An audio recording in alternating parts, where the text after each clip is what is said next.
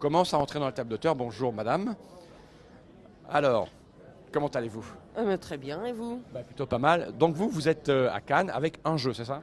Avec Un seul jeu, celui-là. C'est votre jeu. C'est notre premier jeu, mon mari a fait donc un jeu, voilà, il a édité, il a inventé, voilà, c'est lui le créateur. D'accord. Donc il a imaginé son jeu, Voilà. il l'a produit tout seul et il a monté sa maison d'édition Voilà. pour pouvoir le vendre et le distribuer. Vous avez pris une table à Cannes, mais vous êtes de la région? On est du Var, voilà, de hier, voilà, exactement, voilà, on est à côté. Et la démarche de venir ici, il a combien de temps le jeu? Alors là, on vient de le faire, là, c'est notre premier salon, donc pour nous c'est tout nouveau, voilà. Et vous connaissiez l'existence du secteur ludique, de toute la chaîne de L'année distribution? dernière, on était déjà venu une fois, donc pour voir un petit peu, repérer, et puis voilà, quoi. L'objectif, c'est L'objectif c'est de vendre, c'est de se faire connaître et puis après voilà, on verra bien. vous passez par un réseau de distribution ou vous allez vous distribuer tout Non, seul? on va se distribuer tout seul. Voilà. Vous avez fait un tirage de combien? Là, 1000 exemplaires. Ah, ça va, c'est raisonnable, parce qu'on a vu des gens tirer 5000, 10 000 exemplaires et à la main c'est difficile. Et votre jeu, alors vous êtes joueur global? Nous, on joue à tout, aussi bien aux cartes, aussi bien aux dés, aussi bien à toutes sortes de jeux, voilà. Et puis d'autant plus le casino, voilà, parce que bon, c'est Un inspiré. jeu sur le casino. C'est inspiré de machines à sous, donc voilà. Ouais. Ok. Et pendant que votre mari est en train de se promener, vous assurez le. Non, mon mari, oui, voilà, il est en train de faire un petit tour. On va vous laisser attendre le public qui va pas tarder à arriver. Merci à vous. Au revoir. Donc voilà, typiquement le process. Alors de manière plus raisonnable, ça confirme ce que je disais. C'est-à-dire qu'il fut un temps, cette dame et son mari seraient venus sans faire attention à rien et auraient 5000 boîtes. Là, ça commence à être un peu plus raisonnable parce que bon, le tirage de 1000 exemplaires, le tirage de 1000 exemplaires, ça reste raisonnable, quoi. Je sais pas. On passera te voir après, César. Et là, on fait les petites tables d'auteur, etc., etc. Parce que tu n'es pas un petit. Regarde, c'est grand chez Atalia, il est très installé. Voilà. Par exemple, là, on a monsieur. Lui, il surfait sur Trick Track. Voilà. C'est monsieur Marcel. Comment allez-vous, jeune homme? Très bien. Ouais. Alors, on fait un petit truc sur les tables d'auteur, etc. Donc, toi, tu es un auteur. Oui, Marcel Friboulet. Friboulet. Et tu t'auto-édites. Je m'auto-édite Abeille, sur certains jeux. C'est Panique dans la ruche que je suis en train de présenter donc, ici. Mais j'ai une table d'auteur et je présente aussi Bidouille, qui est un petit jeu de rapidité, et Camargue, un jeu qui est sur la région camarguaise avec les marais, les chevaux, les taureaux. Donc toi, c'est ce que j'explique aux gens, parce que je suis en train d'expliquer en fait en gros le principe des tables d'auteur et des gens qui s'auto-éditent. Donc toi, tu es auteur, tu t'auto-édites, tu te distribues. Disons que j'auto-édite certains de mes jeux qui sont pas très chers à produire, parce qu'autrement après c'est plus possible. Donc j'essaye de mettre ça dans le commerce et puis de prouver que ça marche. Voilà. Et comme hier, je suis allé au speed dating, donc j'ai rencontré des éditeurs et je leur ai fait voir que moi j'en fais artisanalement et que je les vends. Donc il n'y a pas mieux que le gars qui te tend un billet de 10 euros puis qui te dit moi j'achète ton jeu. Là tu es sûr que ça lui plaît après de l'avoir essayé. C'est un peu comme les chaussures, il faut les essayer avant de les acheter les jeux. Et donc toi, en fait ce que tu es en train de me dire, c'est que c'est un outil de démonstration pour qu'un éditeur se dise, puisque ça marche en auto-édité, artisanalement, que des gens sont prêts à mettre 30 euros, 40 euros dans mon jeu qui est édité par moi-même, sans vraiment essayer de rentrer dans tous les canons avec les moyens qu'un éditeur a, payer un super illustrateur, des machins de la com, ça peut fonctionner et que du coup il peut te l'éditer. Tu cherches en fait un éditeur plus costaud, plus gros avec ce principe? Absolument. Soit l'éditeur, soit carrément un distributeur pour certains de mes jeux. Mais je pense que les éditeurs sont tellement sollicités qu'il faut non seulement leur amener le jeu qui tourne, mais leur dire, vous voyez, attendez, non seulement ça tourne, mais ça plaît. Essayer d'un petit peu de leur mâcher le boulot, quoi. Et après, ils vont mettre leur touche finale pour le look, et puis voilà, quoi. Mais je crois qu'il faut leur amener aussi vous voyez, il faut valider, quoi. D'accord. Et t'as pas peur avec ce principe qui fait que en fait ton jeu finalement a l'air, parce que moi, pour moi le jeu il est, si je peux l'acheter, c'est un produit fini, que justement ça, voilà, ça leur pose pas de problème de se dire il a déjà été édité, ça serait une réédition ou oui, mais c'est comme un remake, quoi. Non, mais là, il ne faut pas confondre, disons, l'édition artisanale et l'édition à grande échelle. Moi, je me considère comme un artisan, un passionné d'abord et un artisan. Et je fais imprimer mes jeux, disons, chez quelqu'un. Je vais acheter des pions chez un autre et je regroupe tout ça. Et puis, je fais ça avec mes petites mains et avec ma petite femme. Et on fait nos petits jeux comme ça. Donc, faut pas confondre. Voilà, c'est artisanal. C'est du prototype 2.0 commercialisable. C'est un Voilà. prototype un peu amélioré. C'est ça le concept. Voilà, exactement. C'est-à-dire que moi, au moins, je peux proposer aux gens et on peut faire des parties et on passe un petit moment ensemble. S'ils sont contents puis que ça leur plaît vraiment, ils reviennent et ils achètent. Et à partir de ce moment-là, je dis, j'ai gagné, quoi, quelque part. Voilà. Ok. Ouais, mais merci, parce que c'est une démonstration d'une démarche particulière, parce que je ne crois pas qu'ils soient nombreux à faire. Enfin, avoir le même discours, c'est-à-dire que je fais mon jeu de manière artisanale, mais il existe quand même, c'est du proto que je peux vendre, quoi. C'est-à-dire que tant que ça reste abordable au niveau du prix, c'est dans la conception. Je crois qu'un auteur, dans la conception même du jeu, doit commencer à se poser la question du prix que ça va coûter. Ok. Au moment où il fait le jeu. Ouais. Ben, merci jeune homme pour ces explications, puis on va passer aux tables suivantes. Ciao. Bah, pareil. Donc voilà, c'est rigolo, on a une démarche, vous expliquez son principe, le concept, et donc c'est décliné, voilà, ça c'est bidouille, c'est son jeu, voilà, on a après ce genre de produits qui sont un peu hors canon, hors secteur, j'imagine que je vais parler au monsieur, mais j'imagine que c'est un jeu à deux, un jeu de combat, on va lui demander ce que c'est. Bonjour cher monsieur, alors... vous connaissez mon nom, est-ce que je fais, alors vous savez qu'on est en direct sur Trick Track, là il y a des j'ai été à mon téléphone pour avoir les, attends, je vais le poser là, j'aime bien avoir les réactions des gens, je rallume mon petit machin, voilà. Donc on est en train de faire un petit tour en direct pour expliquer aux gens un peu ce que c'est que le principe des tables d'auteur, etc. Donc vous êtes un auteur, oui. Alors votre nom c'est Philippe, joli prénom Philippe, c'est Yo-Oh, c'est le nom du jeu, de la maison d'édition. C'est quoi l'idée? C'est un prototype où vous cherchez un éditeur? C'est un jeu que vous commercialisez? Quel est le principe? C'est un prototype et je cherche un éditeur. C'est un jeu de moitié bataille navale, moitié échec. C'est un jeu de plateau de réflexion de niveau échec, assez difficile. En fait. Ah, d'accord. Et donc là, ce que je vois en passant ici, alors ça doit être une version surdimensionnée pour attirer le chaland, ça, c'est ça? Bon, c'est la version officielle. Parce que comme j'ai pris un peu les dimensions des échiquiers des championnats officiels pour... Mais effectivement, j'en fabrique des plus petits qui sont beaucoup moins chers. Ça, c'est quand même des versions de luxe, effectivement. Alors, l'idée, c'est de trouver un éditeur. Bon, vous connaissez, quand je suis passé, Monsieur Fall, donc vous me connaissez, vous allez la remise des... Ah, la remise des prix. Voilà. Donc, c'est ce que j'explique un petit peu les écarts qu'il peut y avoir entre, on va dire, le secteur industrialisé de l'autre côté, avec force communication, un travail de réflexion sur la fabrication, les gabarits. Et là, en passant, je disais, bon, ben voilà, ça c'est un jeu, c'est hors gabarit. Alors, c'est en tout cas hors gabarit que nous, joueurs de jeux de société classiques, modernes, on pratique. Ça, a priori, rentre dans les gabarits des joueurs de jeux d'échecs. Parce que c'est le format des tables, on appelle ça des tabliers d'échecs. Est-ce que les éditeurs susceptibles d'être intéressés, voilà, c'est une bonne promotion de mon jeu, mais les éditeurs ne sont pas intéressés parce que c'est très cher à construire et ça s'adresse à un public restreint. Donc, commercialement, c'est difficile. Alors, la motivation d'un adulte de venir avec un jeu comme ça, avec le constat qui est clair, que voilà, je ne peux pas trouver un éditeur, mais la première chose que vous m'avez dit, c'est cherche un éditeur. Oui.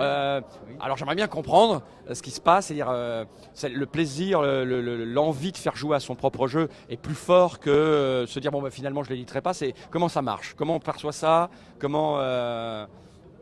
Ça marche avec la persévérance, parce que bon, c'est la 5e année que je viens à Cannes, ça fait 10 ans que le jeu existe, et j'y crois. Je crois que c'est un jeu très, très intéressant dans le domaine des jeux d'échecs et qu'un jour, ça va sortir et que la personne qui aura les droits et la licence là-dessus, ça sera comme s'il avait la licence sur les jeux d'échecs. C'est-à-dire il y a peu de monde qui joue, mais c'est mondialement. Donc vous voyez que j'ai des visions à long terme. Mais alors, vous pensez qu'à un moment donné, il y aura un éditeur de jeux de stratégie abstrait qui va décider de se dire bon je me lance dans ce... Oui, ce sens, seulement il n'y a pas d'éditeur de jeux abstraits pratiquement. Et les gens font tous ces jeux de cartes, de jetons, de figurines, mais c'est pas tellement un problème d'éditeur, c'est un problème de constructeur, parce qu'il faut que les pièces soient belles et en bois, donc, et les plateaux doivent être beaux aussi, ça fait partie de... C'est comme le jeu d'échecs, il a une esthétique. Ouais. Et après la distribution, c'est pareil, c'est une distribution qui doit être ciblée sur des gens, une partie bien particulière des joueurs, de la population des joueurs. Mais vous êtes convaincu, donc depuis 5 ans vous êtes là et vous serez là encore pendant ça. J'y joue depuis 10 ans. J'ai mis 30 ans à le mettre au point, ça a été une très longue élaboration. Et jamais je me suis ennuyé dans une partie, jamais les parties sont les mêmes, c'est toujours passionnant. Et vous avez des joueurs autour de vous pour pouvoir jouer avec des gens différents C'est sur internet, il y a un site de jeu donnez le nom qui s'appelle Jocly, Jocly, qui m'a fait même, il a fait une intelligence artificielle, donc on peut jouer contre l'ordinateur.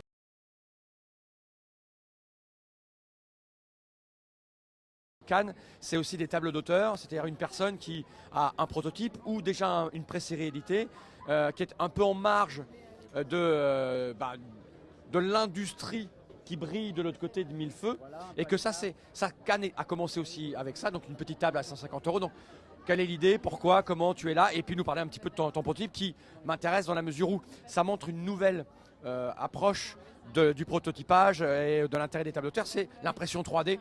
Parce que ce n'est pas possible il y a 3-4 ans et maintenant on a des protos en 3D, donc voilà, je te laisse la parole. D'accord.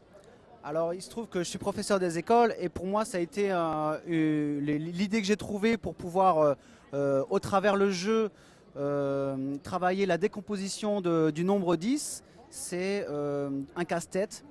Avec cette innovation-là, c'est l'escalier qui matérialise le passage d'un nombre à l'autre, c'est-à-dire la transformation. Pour passer de l'étage de 1, de la tour de 1 à la tour de 7, il faut poser un escalier de 6. Et donc ce sont des 150 défis que j'ai sélectionnés à solution unique qui permettent, donc avec 8 niveaux différents de difficulté, de l'âge de 5 à 6 ans jusqu'à un niveau adulte, expert vraiment, où on vraiment s'arrache les cheveux dessus, avec jusqu'à 8 tours à placer. Et donc il faut essayer, et c'est pas que par la chance, il faut essayer d'avoir une méthode, affiner sa méthode pour se donner, pour réussir le plus rapidement le défi logique. Alors de manière très superficielle, ça peut ressembler à Camelot Junior, mais en fait c'est beaucoup Camelot Junior qui n'utilise que le côté spatial. Là, en plus du côté spatial et de l'agencement, de l'encastrement des pièces en hauteur, on a l'aspect numérique. Donc avec les encassements, on voit que les escaliers sont les compléments des nombres entre chaque tour à poser afin de pouvoir avancer le sorcier, qu'il puisse retrouver son chapeau sur la tour opposée.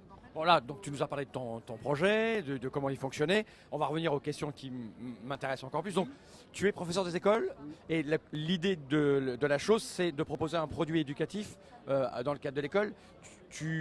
Avant de te lancer là-dedans, l'idée sous-jacente, c'est de le produire, de le vendre dans le commerce. Alors l'idée ici, c'est pour moi de faire connaître le jeu, trouver un éditeur. Pour moi, c'est donner vie au jeu.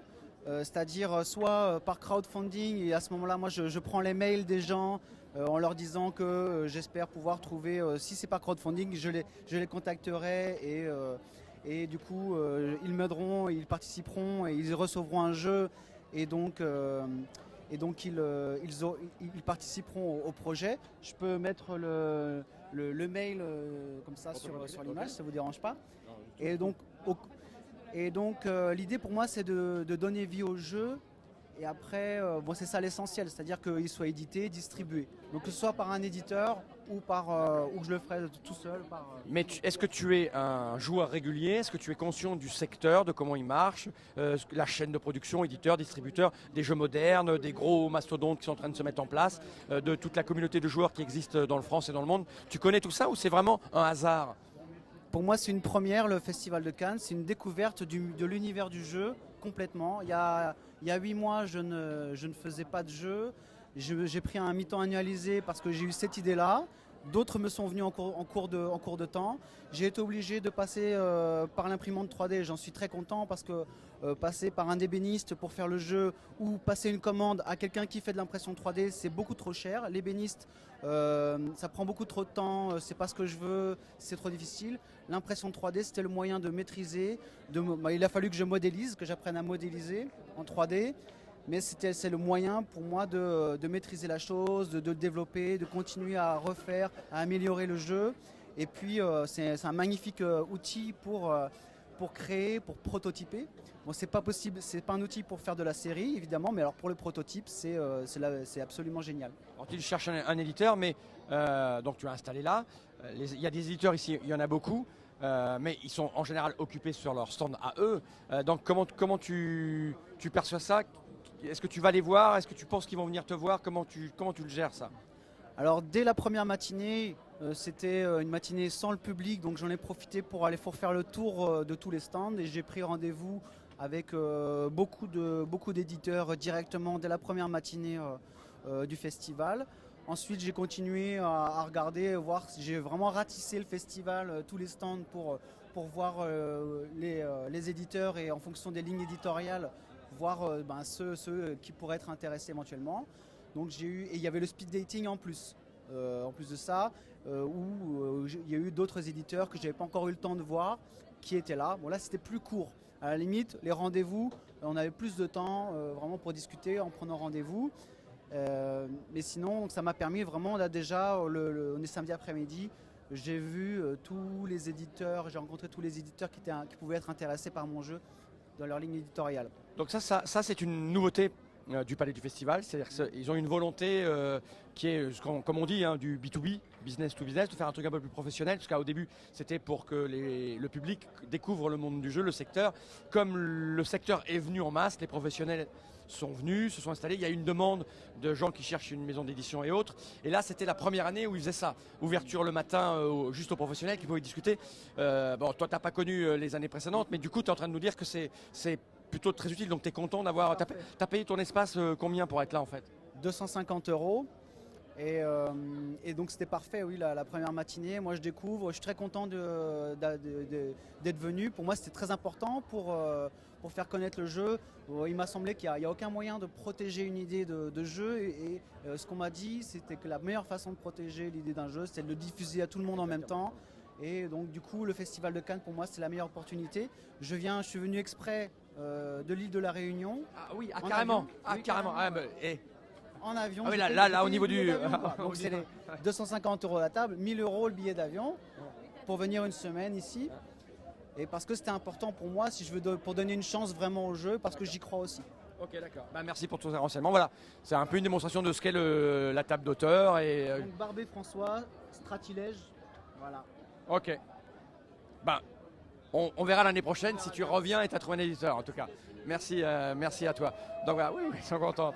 Donc voilà, et puis alors il y a des tables de plus en plus petites. Bonjour. Là aussi c'est un prototype encore, hein, l'état de prototype.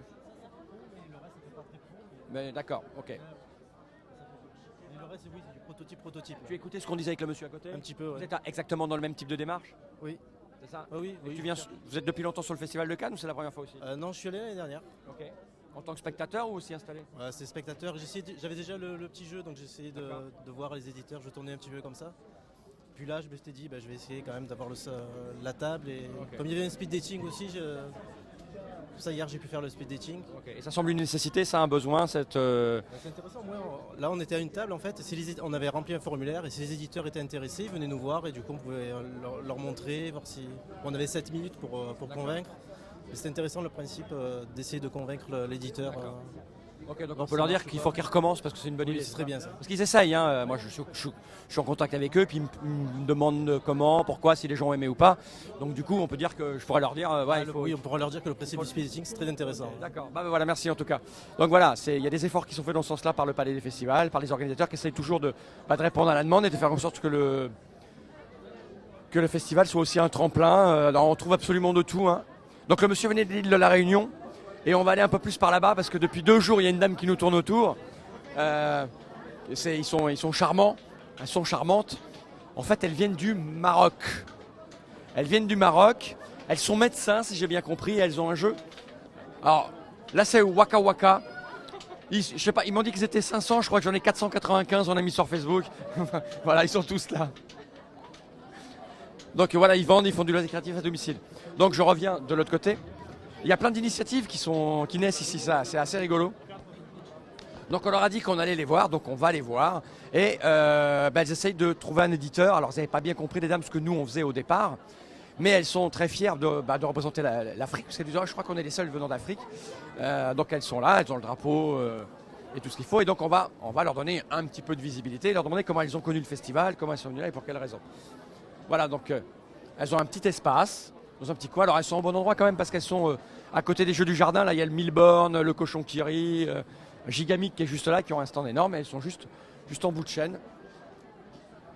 J'ai toujours pas le chat, donc j'espère que vous me recevez.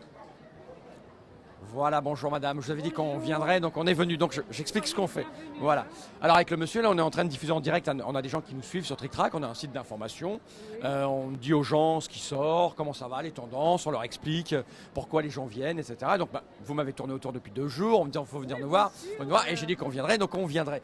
Et c'est d'autant plus intéressant que donc là on était en train d'expliquer un petit peu les tables d'auteurs, ce que c'était par rapport, nous on est très impliqués dans cette partie-là. Du salon, c'est-à-dire le secteur ludique industriel avec des joueurs qui savent de quoi ils parlent, ils sont des consommateurs avertis, des éditeurs qui maîtrisent leur communication et qui utilisent le Festival de Cannes pour présenter des nouveautés. Et puis il y a les tables d'auteurs où les gens a priori comme vous qui viennent, ils ont un projet, ils ne sont pas forcément dans le monde de l'édition. J'ai cru comprendre que vous étiez dans le monde médical, c'est ça? Moi je suis de formation médicale, je suis un médecin de travail. D'accord, médecin du travail. Et vous avez décidé de créer un jeu. Depuis 2007, j'ai eu l'idée de créer un jeu. Ça a commencé par le jeu de voiture au début, pour sensibiliser les gens sur les voitures hybrides, pour la protection de l'environnement. Puis ensuite, j'ai eu l'idée de travailler dans mon domaine. Donc j'ai créé Medical Game Universal. Il s'agit d'un jeu de prévention de 20 maladies transmissibles et qui pose un problème de santé publique. Le troisième, c'est Acquis le trophée des valeurs. C'est un jeu qui inculque les valeurs aux enfants et qui éclaire certaines valeurs dans les différents domaines de l'individu, la famille, la société, la patrie, l'environnement. Et il y a le meme game. Vous savez que la communication non verbale représente 90% de la communication. Et la communication, d'une manière générale, elle est une partie intégrante dans l'intelligence collective. Donc, pour améliorer le relationnel interpersonnel. Donc, toutes ces créations de jeux sont liées à probablement votre savoir et vos connaissances et l'envie de la partager, de répandre la bonne chose. C'est ça l'idée? Ah oui. C'est pour laisser des empreintes positives. D'accord, l'idée est là. Alors, vous êtes intéressante à plusieurs titres. La première, c'est que vous êtes une femme et dans le monde du jeu, il y a très peu de femmes qui jouent. Ça représente 25% de la population à peu près, c'est beaucoup d'hommes qui jouent. Et ensuite, vous venez du Maroc. Oui, je viens du Maroc. Il faut dire que la première exposition, ça a été en 2014. On a eu certaines de ces créations, les médicales surtout. Ils ont eu le prix de la Ligue arabe, de distinction au niveau des stands. Et la deuxième exposition, c'est celle-là. Et vraiment, je suis très contente d'être arrivée à ce niveau, d'exposer au Festival de jeux international de Cannes. Okay. Alors donc, ce qui est intéressant, c'est nous, on parle beaucoup de jeux européens, de jeux en France, la francophonie. On aime bien, parce que notre propos à nous, c'est de promouvoir et de répandre le plaisir de jouer, avec une petite différence avec vous, c'est-à-dire que ici, on n'aime pas trop l'idée de jouer pour apprendre. On préfère apprendre en jouant. Vous voyez le truc? C'est l'inverse, voilà. Là, il y a une démarche qui est différente. Et donc, du coup, c'est la question que je me pose, c'est le marché ludique, le secteur du jeu au Maroc. C'est comment? Est-ce qu'il y a beaucoup d'auteurs, de distributeurs, de boutiques de jeux? Est-ce que les gens jouent? Comment ça fonctionne? Non, les gens s'intéressent, bien sûr. Tout ce qui est éducatif, ils s'intéressent, ça c'est clair. Mais hier, par exemple, ici même, il y a des gens qui ont joué et qui ont beaucoup apprécié. Parce que surtout certaines personnes pour le médical, ils se sentent concernés et ils ont dit qu'ils apprennent d'une manière ludique et il y a aussi la touche du hasard qui pimente un peu le jeu. Ça, c'est la particularité des jeux sérieux. Mais pourquoi avoir choisi le média jeu vous vivez au Maroc? Oui, oui, Voilà. oui. Est-ce qu'il y a des boutiques où on vend des jeux et purement que du jeu au Maroc? Non, il y a des jeux au Maroc, comme tous les pays, bien sûr. Il y a des gens qui ont une tendance pour les jeux de société, d'autres pour le numérique, comme partout dans le monde. Mais revenons à nous. Nous, on veut, on s'est penché sur le développement durable. D'accord. D'accord, j'ai bien compris l'idée. Donc voilà, il y a des joueurs au Maroc, il y a des auteurs de jeux au Maroc qui en plus sont des femmes.